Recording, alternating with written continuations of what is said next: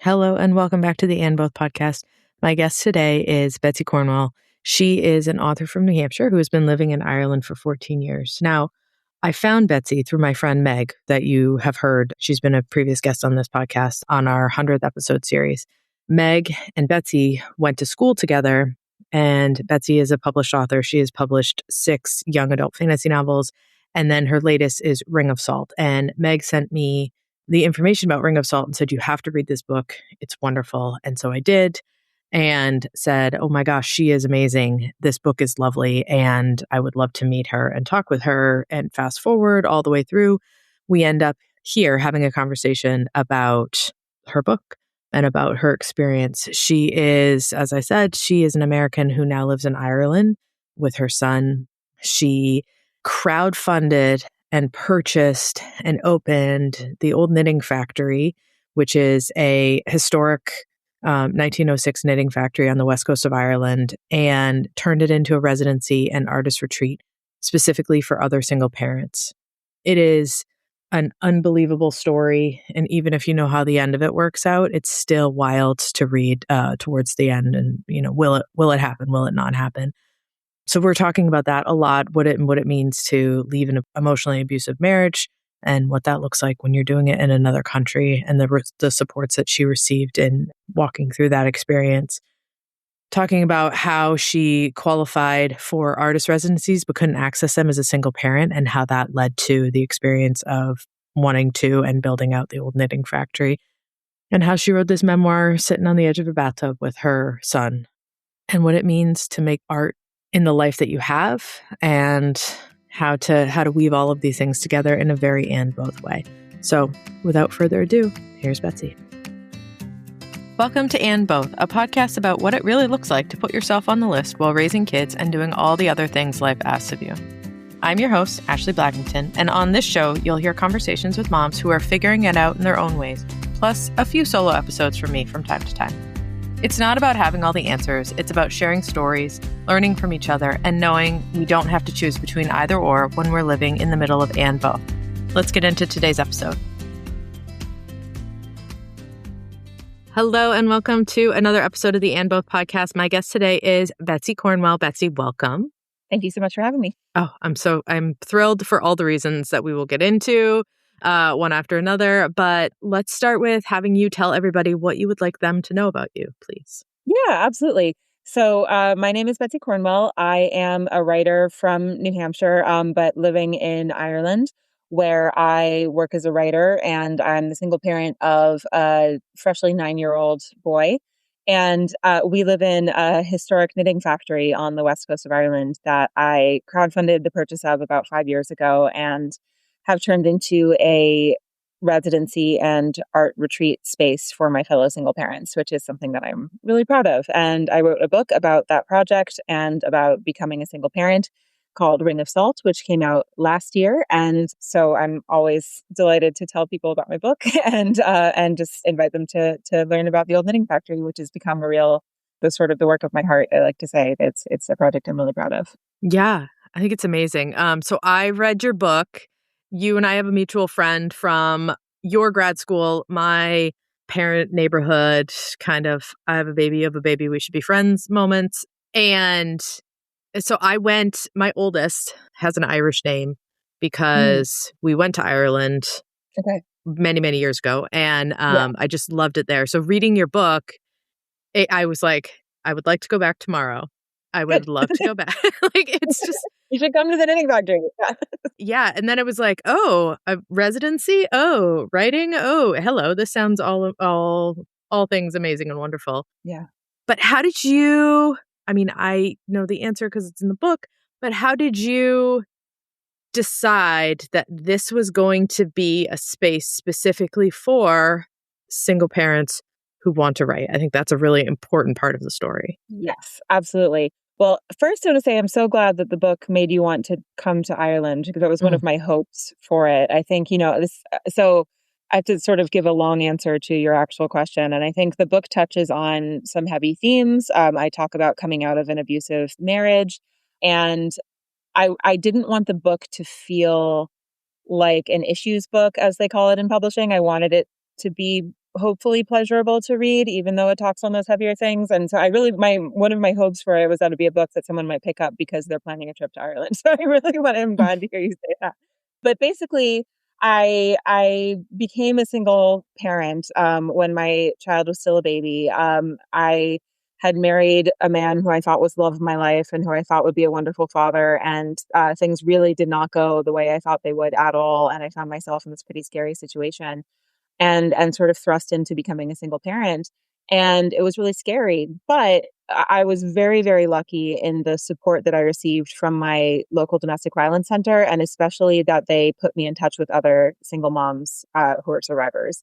And immediately, those women were the most remarkable women I had ever met. And I found myself really proud to be one of them and to be a single mom. And single motherhood is still so stigmatized. And it's something that I think should really be celebrated. And so I started dreaming of a space where I could celebrate other single moms. And that was sort of combined with my dream of a stable home for myself and my kid, which is really hard to access, I think, for anybody these days, especially for a single parent. And so those dreams sort of combined into trying to find a space that I could turn into a family home and a retreat for other single parents. Yeah. I think it's so cool because there's so many things that feel like, I think oftentimes we feel like it's either an eventually I'll get there or I should have done that earlier.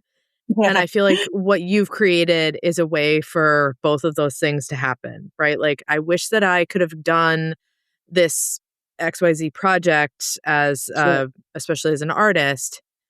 And also now I have a family, and how do I make that make sense with Yes. that other part?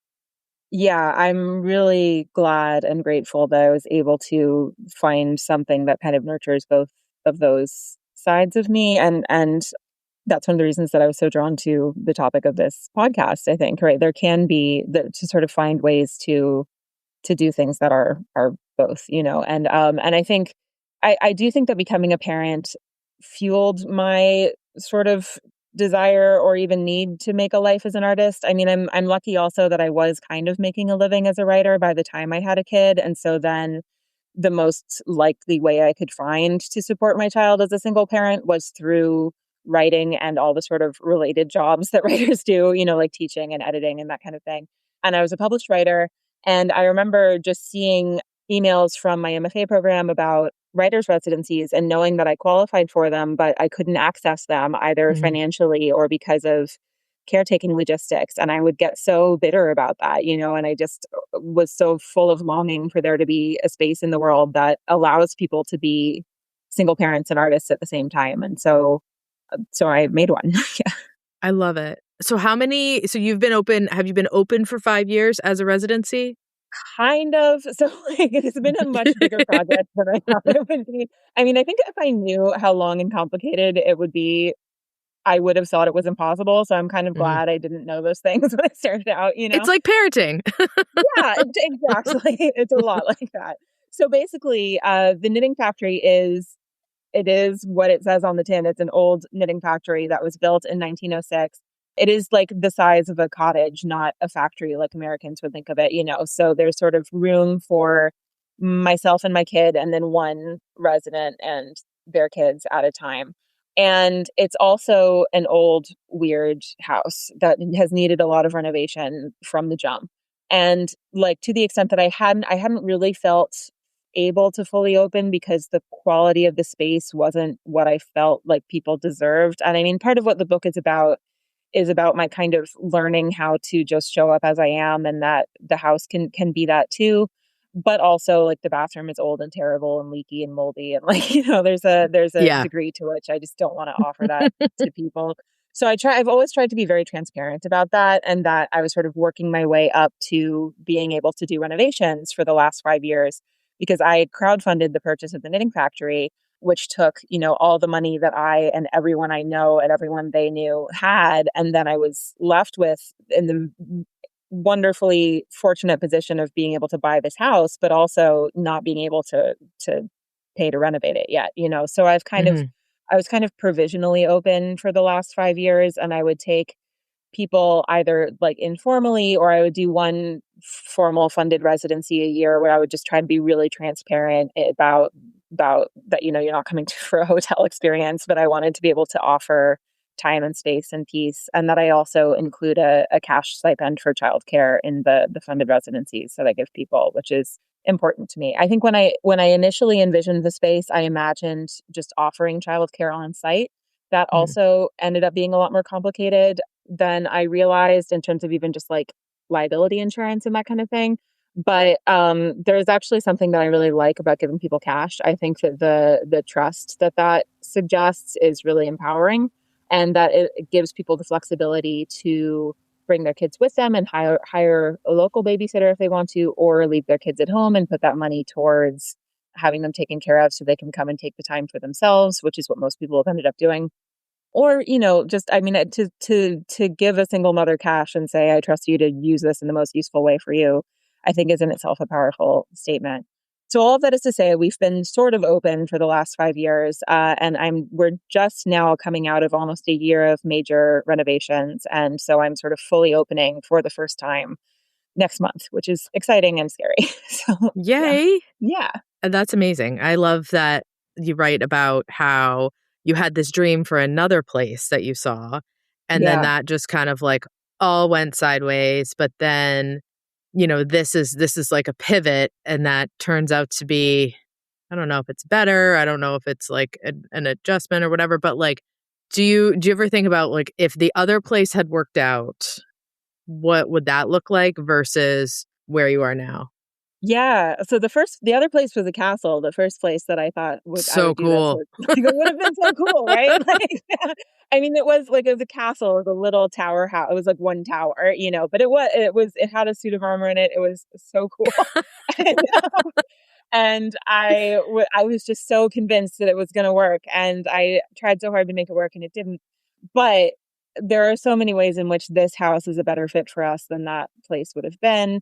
And like, right, it's hard to say better or worse or whatever. But I think when I look back on that, I wasn't able to control whether like the guy who was selling the castle decided not to sell it. No, that's not in my control. Right. But I am proud of myself for the pivot, for sort of holding on to the dream and figuring out a way to make it work.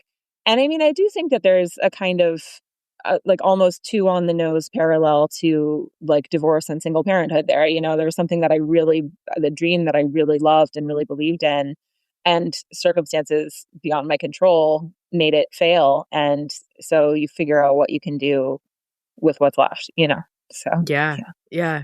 I think it's really, like how you explain the story in here. It's like, I don't know what time I went to bed when I finished it. Like, so at the end, it legitimately comes down to the wire, like Yeah. on whether or not you can move forward. Like, how did the crowdfunding, what was that like? Like you write about it and stuff, but like, what is the like 2 a.m. like, oh my gosh, what is happening Yeah. in the world? Like, what is that like? Or the I decision to mean, even do that? right. Yeah, it was a sort of gradual decision, I guess. Like, again, I think it's something that if I had thought of it all at once, I would have thought it was impossible. But and even 6 years ago in 2020, I think the internet was a really different place, and the way that social media felt was really different. And I think I've been like almost all my friends have been really sort of mourning a loss in the way social media feels now, as like in Yeah. opposed to the way it felt 5 or 10 years ago.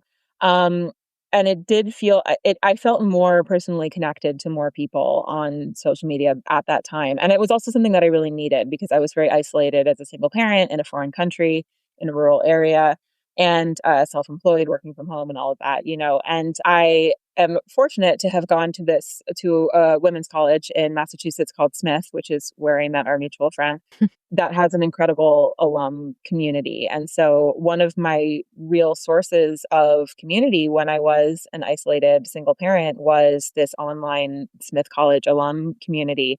And I would just talk with, we would talk together about things we were going through. And I was talking about how I was struggling to make rent one month as a freshly single parent. And without my asking for it at all, members of that community sent me money to pay my rent that month. And I was just completely bowled over that people would do Hmm. that, And that's what sort of got me thinking about, like, I don't think it would have occurred to me that I could ask people for that, but I think that sort of combined with my love and admiration for the other single mothers I knew and my wish for a space that allowed for residencies for single parents. And I thought, like, hey, maybe I can ask people to help with that and they'd be on board. And there was, I think, like, I saw a lot more crowdfunding going on online during that time. So it felt more like something that people understood and that happened a lot. So I think it was this kind of perfect storm of, and I think also during COVID, a lot of people felt isolated and sort of Yeah. gathered around this project, which is something that was really wonderful. Yeah. Yeah. Yeah, I agree. I feel like when COVID was happening, there was sort of this like leveling of the playing field, especially in Mm, motherhood, yeah. where it was like we're not talking about like the snacks we're bringing to baseball. We're not showing like all of these like the inside of our house, or Yeah. there was so much less comparison that happened, and people were just sort of like, it's all hard. All of it's Yeah. hard. If you have one kid, Yeah. two kids, 10 kids, everything's hard right now. Nobody knows. Yeah. Everyone's got opinions, but we all agree that this is really Yeah. hard. Yeah. That's such a good point. Right. No, and I think people did feel, I mean, yeah, there was a way that we bonded over it even well apart. Yeah. Yeah. Well, and your alum group is also really cool because now I learned about this. I didn't learn about this until like, I don't know, maybe last year or 2 years ago, but the Smith tea, the Yes. tea time situation. Yeah. Tell people about that, because I was like, oh, I wish I went to Smith just for this experience alone. Yeah, Yeah. so many people have said that to me about the book. So basically, at Smith, every Friday after classes, every house, which every little dorm would have tea time. So everyone, it's very quaint. It is, but so we would have tea and cookies and just talk about our week. And it was a really nice way to get to know the other people that you lived with, and it was just a sort of ritual.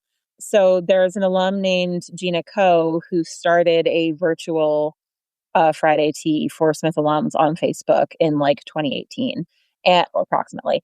And you would just sort of take a minute, make yourself a cup of tea or whatever beverage you want, take a picture of it, and then write a little message to the group about how your week had gone. And so the format ended up being to say the best thing that happened to you and the worst thing that happened to you that week. And the group was over 12,000 people at its biggest, but it felt really intimate. It felt really personal. And you would see updates from people you'd gone to school with but hadn't talked to in years. And it felt less performative than a lot of social media because it was a private group, even though it was 12,000 people. So it's not like you were putting it out in public. There was usually a very sort of warm and supportive response to posts, not always, but most of the time. And also that people were being honest about their challenges, that it wasn't just the sort of highlight reel that you get on someone's public facing Instagram. And there'd be these really remarkable women doing incredible things out in the world, but also being honest about some real struggles that they were having. And so that was wonderful. It's kind of Friday Tea the online Friday Tea has kind of come and gone in the way that things do over the years on the internet. Hmm. So I think I'm also really lucky that at the time I needed it most is when it was most active. But I've actually started doing Friday Tea on Substack because I've had several readers write to me and say, "Oh, I wish I had a virtual Friday Tea." I'm like, I should just make one. So you can come and do Friday Tea with me on Substack. Yeah, so. That's really cool. I feel like, yeah, because reading about it and hearing about it was like, that's a good part of the internet. Like, this is the Yeah. internet harnessed for good and social media Yes. harnessed for good.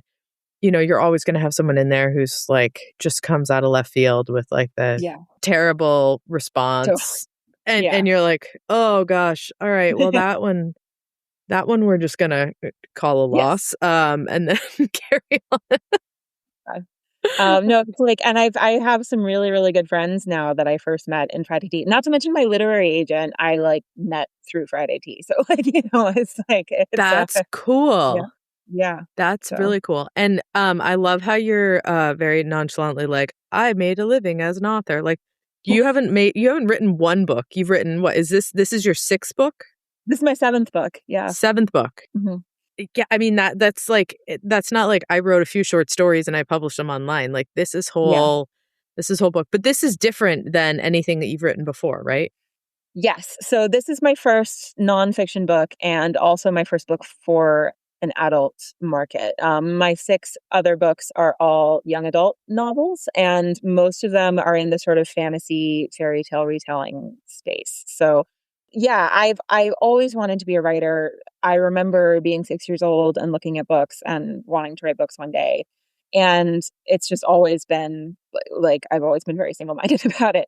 And when I was in college, I like my senior year, I was waking up at 5 o'clock in the morning every day to work on my novel before class, which like I was not very much fun, I think, but I did like I did get my first, I sold that book when I was 23, and I went right from college and did my MFA in creative writing and then came to Ireland. And I first came to Ireland actually to do research on my first book, which is about selkies, which are kind of like Celtic version of mermaids. And I write about that a lot. I write about selkies and what the stories about them means to me, and also about the writing process of that book and my other books in my memoir. So, yeah, right. I have to some degree been able to make a living as a writer ever since then, while, supplemented with teaching. I Yeah. teach at the university here in Galway. I teach online and that kind of thing.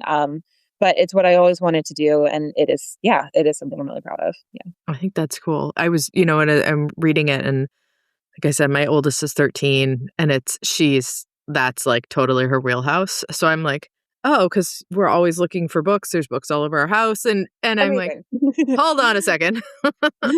Let us look these up and get Yeah. her started on those. Because she's also some kids are serious kids and some kids are Yeah. not. Like, she's very much like if she can find 3, 4, 6 books that all kind of feed off of each other, or they all have the same kind of style to them, Hmm. she's like Oh, that's cool. window seat and a cup of tea. Except she Yeah. doesn't like tea, but she wants to like tea. She wants the vibe. Yes, it's an acquired taste. Yes. So yeah. So how about your son? How's he doing? Does he love? I mean, you have a beautiful pond that's on the Yeah. cover you showed me of the Irish version of Ring of Salt. How is he doing in all of this? He's doing really well. He just turned 9, which always shocks people because he's a baby in the book, Yeah. Yeah. I Mhm. mean, it shocked me. Like, I was just weeping on his birthday because he's like halfway to 18 somehow Mhm. now, and yet is still the newborn baby that he was. I mean, I remember hearing parents say that when I was a kid and thinking it was trite, and maybe it is, but it is like literally true, Yeah, like you And can't stop me. I'm going to say it no, anyways. sorry. But yeah, and we live in a Gaeltacht, which is an Irish speaking region, a part of Ireland where the everyday language is Irish, not English. And so he goes to a fully Irish language school, where like even the notes they send home for parents are in Irish, and I have to sort of struggle over them and that kind of thing. But I'm really delighted Wow. that he's growing up with the language, and he's awesome. He's the best. And like I Yeah. think, I agonized a lot over writing a memoir at all and feeling allowed to do that as a parent and writing about him, especially because I'm not in touch with my parents anymore. And I'm lucky to have 2 friends whose parents are career writers who wrote about them when they were small. And I had really helpful conversations with both of them that helped me figure out where my boundaries were for writing about my kid. And they talked about how much they love reading the writing their parents did about them because it helps them to see things from their parents' perspective. And both of them said it makes them feel loved. And so I think like Mhm. when I was writing about my kid, I wanted to never write anything that I thought might embarrass him, and that sort of just try to keep it, yeah, to keep that in mind that, if he does read it someday, I hope it makes him feel loved. And I think also it's helpful that he was so young. Like, I think I would be much more cautious about writing a memoir now just because he has so much personality now. And if I were writing about him, it would be much more him as an individual. Whereas when you're writing about a baby, it's just kind of like, here's this being that I need to care for and protect. And like, he is sort of, he's baby in the book, Yeah, it's like an amoeba. Yeah. So he's kind of like, I mean, not to say, but he's right. Like it's less about him as an individual and more about him as a baby I needed to protect. Yeah. Yeah. I think that's one thing that's really hard to do. Like, I've read other memoirs where people, it's sort of like, it's like you have a telephone pole versus like a giant willow tree kind of Mm, experience of reading it, where it's like throughout this one, it was definitely like, these are all things that you interact with and these are all different facets of your life, but like we're staying true to the knitting factory. We're staying true to yeah, like, how do I sustain myself? How do I create a future? How do I take all of my experiences and like you have to give a little right. bit of context, but Yeah, doing it without like, you know, my kid did this today right. I think too, especially like with social media, it's easy for some people like they've got their Oh, kids yeah, everywhere on their social totally. media. And some people, it's like they don't have children, but they're like, you write about them, but I never see them. So, like, what is Yeah, happening right. here? Well, and I don't post him on social media anymore, Yeah. and I also like or for instance, I changed his name for the book, and I talked to him about that because I thought he might want to suggest a name, and he really wanted me to use his real name. He was like very adamant about it, but I ended up vetoing it because I feel he can't actually consent to Yeah. that, at the age that he is, and in fact, he can't consent to me writing about him at all, obviously. And that is a complicated thing to navigate. And I think, right, like I did think a lot about it and sort of, but he has a complete right to feel any way that he wants to feel about it as he Yeah. gets older. I think the other side of it for me, because, and I've gotten a whole range of responses from readers about that, and I think or about how I wrote about his dad, which I also really tried my best to be fair in that regard. But I think like another big part of this for me is that I am my child's only provider, financially, Hmm. logistically, everything. And since long before he was born, since before I married his dad, I have made my living through writing and things related to writing, as I said. And so if I am in the position of like, obviously in an ideal world, it would be great if his dad and I were still married and this book didn't exist, but that's not what's happened. And Right.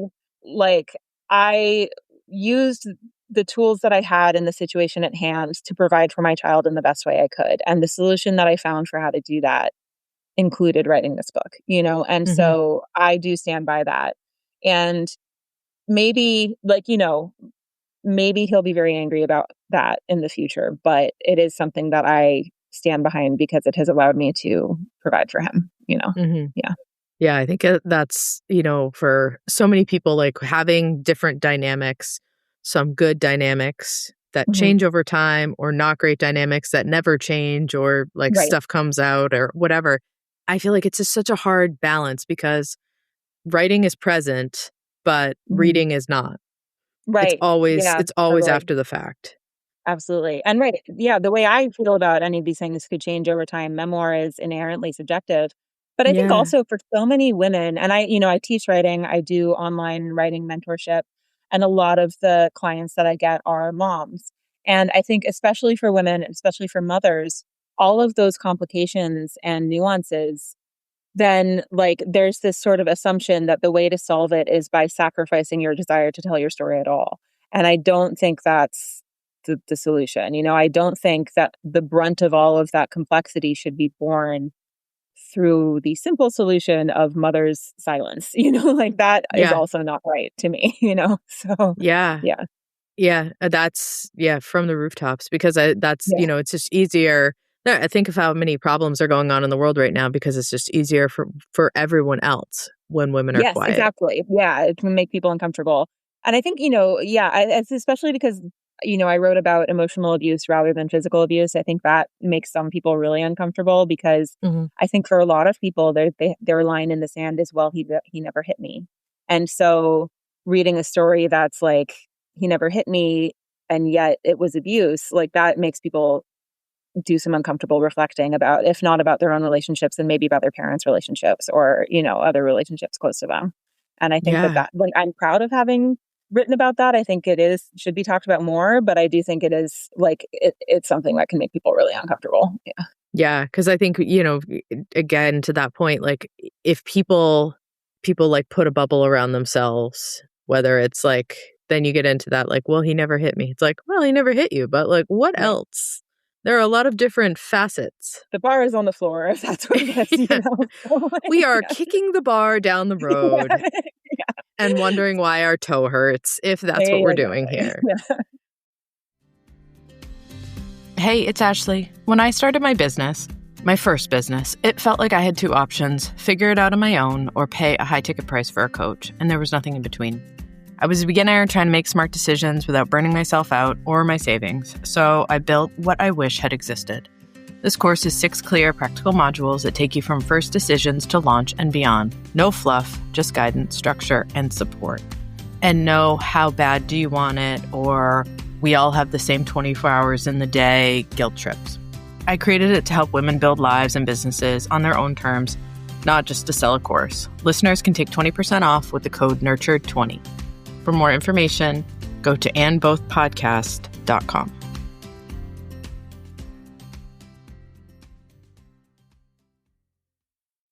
I do love in the writing that you did, like you had said at the beginning, about the other women that you've met in the domestic violence shelter, and how you really highlighted, like, there's the way that, I mean, I almost feel like it would be so much harder in Ireland because it is such a, like, predominantly Catholic, like, you get married, you stay married, Mm, all this stuff, like, and here in the States, again, same thing, Catholic values, blah blah blah, in the people that are there, or people that are, like, have a strong religious affiliation and frame of reference for marriage and what that looks like. sure. But there's still such a, like, I don't know, there's such a, like, we don't really talk about it and we don't highlight it, and Mm, it's like, oh, that's too bad if somebody needs yeah, to go and access these services or resources.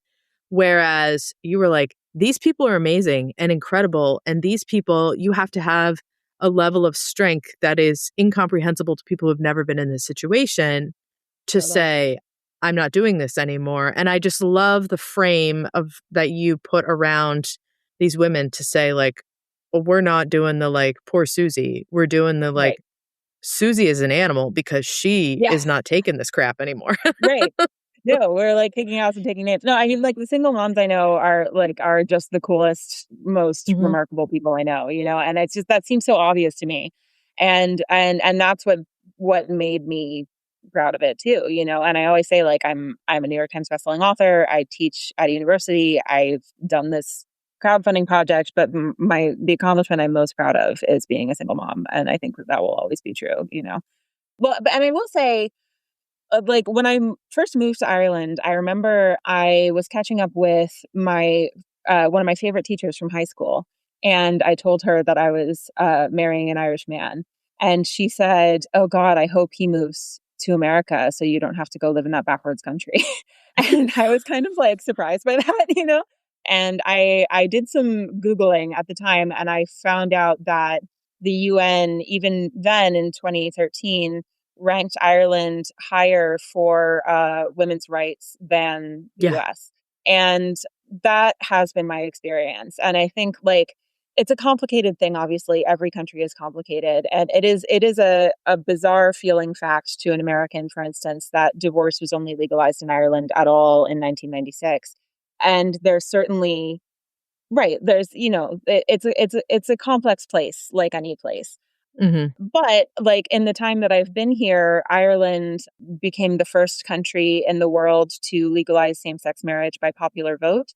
They repealed the Eighth Amendment, which legalized abortion in Ireland while I was pregnant.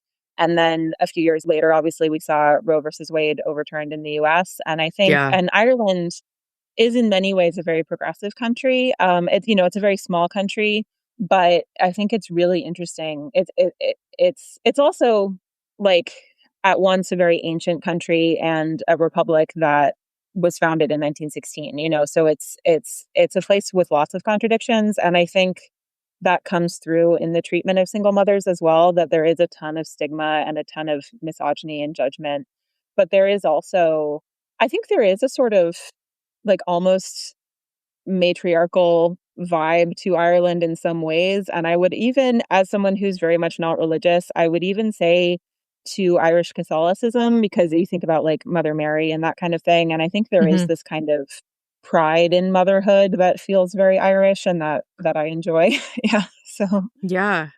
Yeah. I used to work at a restaurant in Boston when I was in grad school, and I can't remember when Ireland banned smoking. It must have been, I think it was when I was in high school. mm, And I remember someone said to me, it was late at a bar and someone legitimately lit a cigarette inside, and it had been like 15 years. mm, And I was like, you cannot smoke in yeah. here. Yeah. And this person who obviously needed more water than cigarettes at this point in time said something. I was like, listen, if they ban smoking in Ireland, like nobody, nobody here Yeah. is like going to like go against it. Like with the pub culture and all of that stuff. Totally. And that I Yeah. remember when that happened, I was like, okay, so like there's a social aspect of drinking and a social aspect of Sure. smoking and all that stuff. And Ireland was like, yeah, we're just not going to do it anymore. Yeah. And I was Yeah. like, Right. really? You guys are amazing. But I do Yeah. think too, like there's such great perspective when you're there of Mm, like you can go into these castles that are, there's like three letters in the AD name for it yes. or title for it, or three numbers. And you see all of this history, and it has this impact of like, I'm so worried about XYZ thing that is on Mm, such a short timeline yes. relative Totally. to this. And it's Yeah. like, do we want to make this a 2,000-year fight, or do we want to make this let's figure out a Right. solution and move forward? And I Yeah. think they've nailed that in a lot of ways. I agree. And I think one of the things that I really appreciate as an American in Ireland, or that I think I've seen my American friends appreciate, is that letting go of urgency of like that, one of the things Americans are known for, among many things, is sort of rushing everywhere all the time. Yeah. And, I think like, especially here, we live in the middle of nowhere in Connemara, and there's not a lot to do, but you can sit by the window and read a book. You can go for a walk to the beach. You can go to one of the two pubs in the village. And like, there is this kind of slowing down that happens and that you just kind of absorb from the people around you that I think is really good for us Yanks. Yeah. Yes. So, Yes. I mean, we drink stimulus with a fire hydrant in this totally. country. It's like if it's, like watching TV, looking at your phone, talking to someone, and you're like, I can't remember a single thing that just happened in the last 20 minutes, but I know that my Yeah. mouth and my eyes and my thumbs are moving. And like, Yeah. what are we actually savoring about that experience? Totally. Yeah. And it's not like that doesn't happen here, obviously, but I think that right. I remember I was actually back in the States this past fall for my book tour, and it was the first time I'd been in the US in 10 years. And I think one of the things I noticed the most was how much more advertised to I felt all the time. That Yeah. just in America, you're like receiving advertisements constantly. Or like, it's not legal to advertise prescription drugs in Ireland. And I'd forgotten how much you get advertised, like, talk to your doctor Yeah. about this. Whereas in Ireland, they're like, well, my doctor will tell me if I need a medication, Hmm. And I mean, not to mention, like, I wrote an article for Business Insider a few years ago about raising my child in Ireland as an American. And I paid nothing out of pocket for maternity care. And that included having a registered nurse come to my home in the middle of nowhere to do postpartum checks and well baby checks. And I think there are a lot of ways there are a lot of ways in which I feel more supported as a single parent, I think. And I also feel happy. I definitely feel happy to have my kid grow up in Ireland, I think. Hmm. I think it's in some ways a healthier place for him. Yeah. Yeah. Yeah. And I think that's the thing is like what is that movie? Wall-E? One of my Oh kids, they yeah. love that Yeah. movie. Such a cute movie, right? But Sure. then as a Yeah. grown-up, you sit down and watch the movie and you're like, "Oh." It's very upsetting. Yeah. Like, Like, that yeah, was a he little like too on loves the Wally, nose. but I have a hard time with it. Yeah. Yeah. Yeah. I'm like, I guess we do need to like not, the Yeah. kids like they're like on the couch all Saturday afternoon. I'm like, you guys are gonna turn into the Wall-E people, like going around the little Right. hover chairs. Yes. Yes, totally. But it's yeah. it's a weird space. It is a weird Yeah. space to always feel like you're supposed to be buying something all the time Hmm. versus if it's not an option or if it's not Right. there or if it's not accessible, like you Totally. don't know. Yeah. Or right. Like, I think, I mean, the other thing is to like, is I don't think about gun violence when I drop my kid off at school. And Yeah. that to me is a really big deal, and right. It's not that Ireland is some sort of idyllic, magical place, but I do feel like I feel that there are more social protections for single parents. There's things like the universal Hmm. child payment, which is anyone can sign up to receive 140 euros a month when they have a baby, until that baby is 18. And Very Ireland, cool. yeah, I think there are big problems here, but it's also like as I write about in the book, I can't leave Ireland with my kid until he's grown up for sort of custody reasons. But so that and that I do chafe against that sometimes, but I do think it's a good place for him to grow up. Hmm. Yeah. I mean, if you're going to be stuck, Stuck them, yeah, it's a good place to be stuck. totally, yeah. Yeah.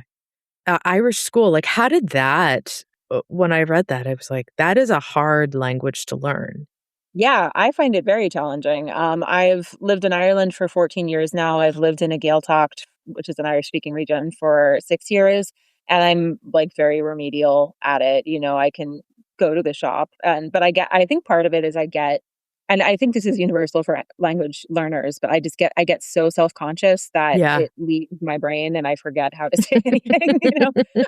But I can at least, like, I can listen to the radio and sort of understand and that kind of thing.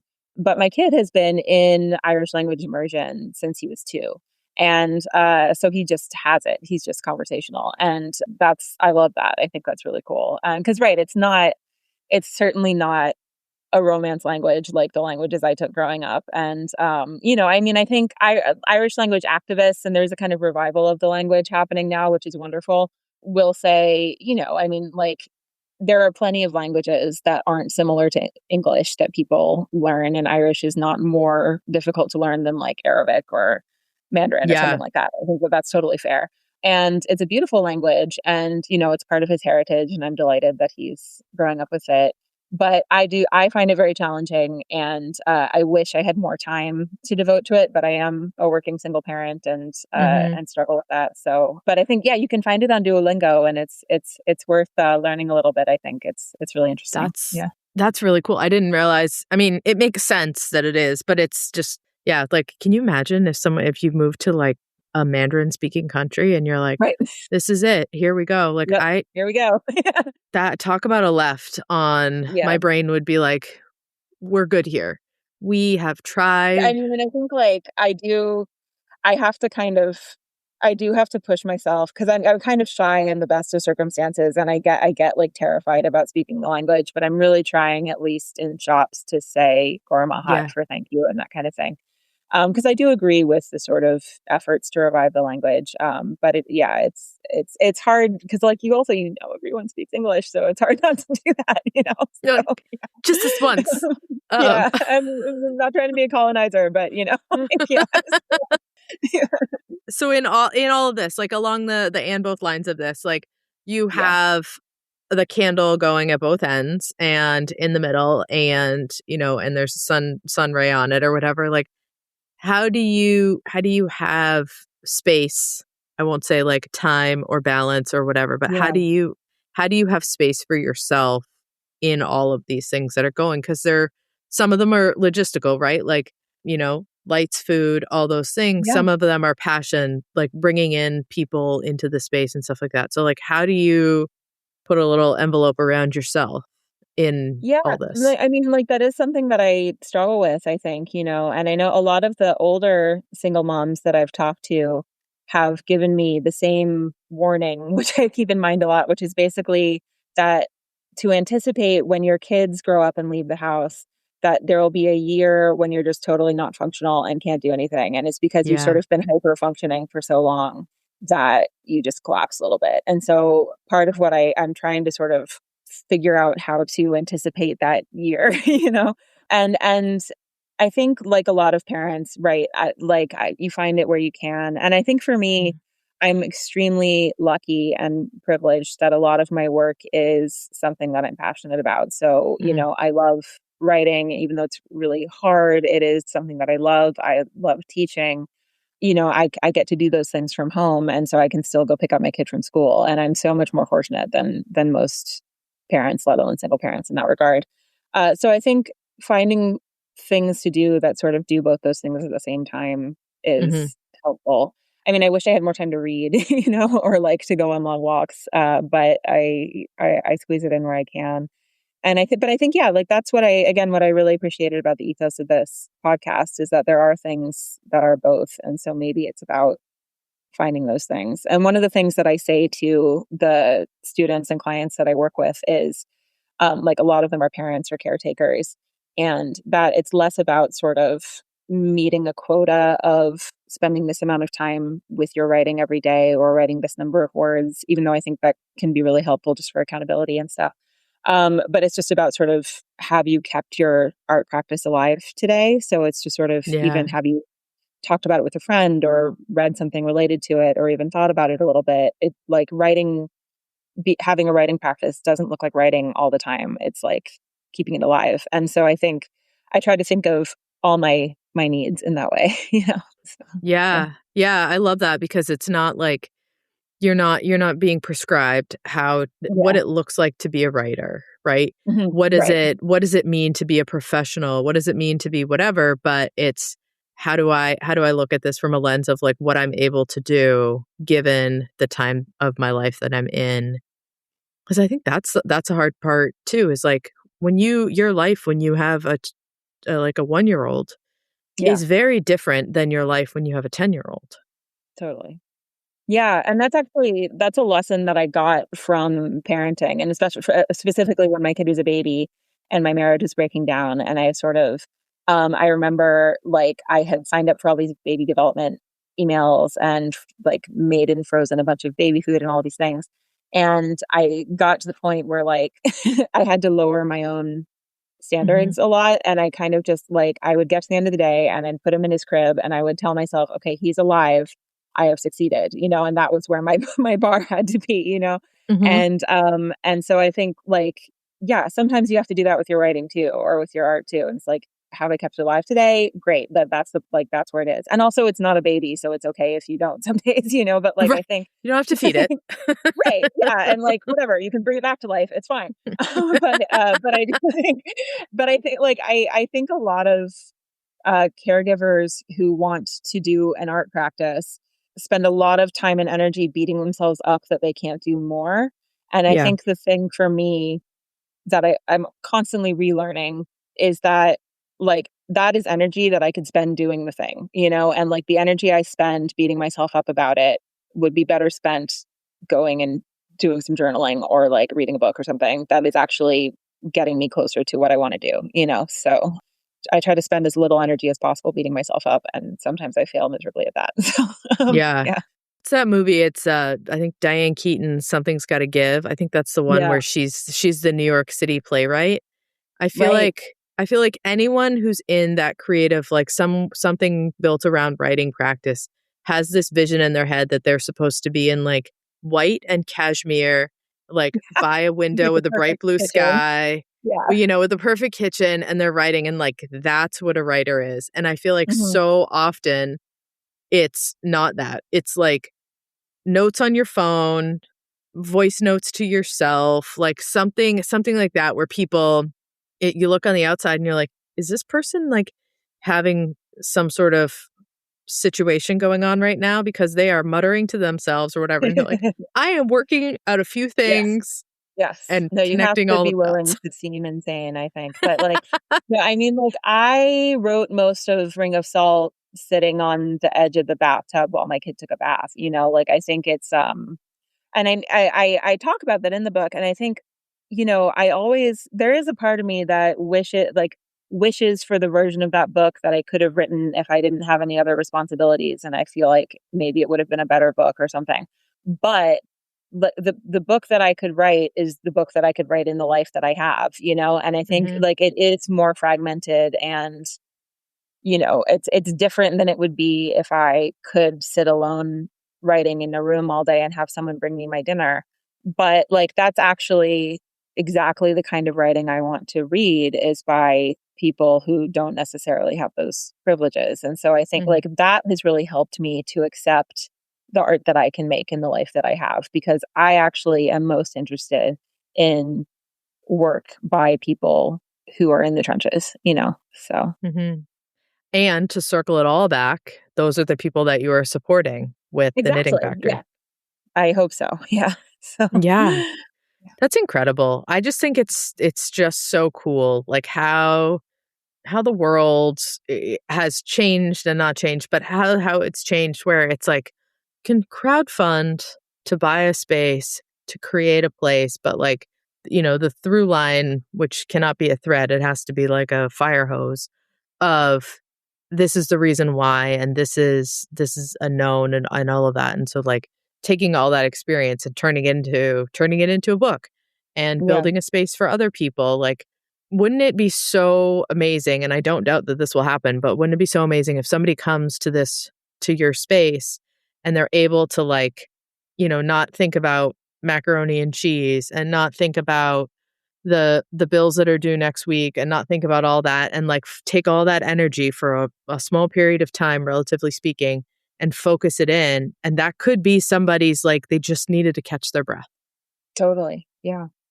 I would love that. Or, and maybe like I would love if somebody else decided they wanted to try to make a space like this, because I think, right, like we can do it for like, I never thought of myself as a business owner. I still like, it's something that, yeah, we can create spaces for each other. Or maybe you just want to create like a writer's retreat for your friend in your guest room for a couple weeks, like there are ways to make space for each other. And I think, or like, watch your friend's kids so that she can go write poems for an hour or something like that. Mhm.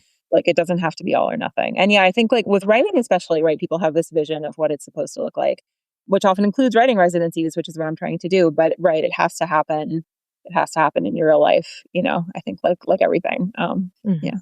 Yeah, and if you write about it as it's happening versus like, can you imagine promoting a book that you wrote and you were like, "This is the memoir," but you didn't include all of that grit in there. It was, Right. like, more chronological.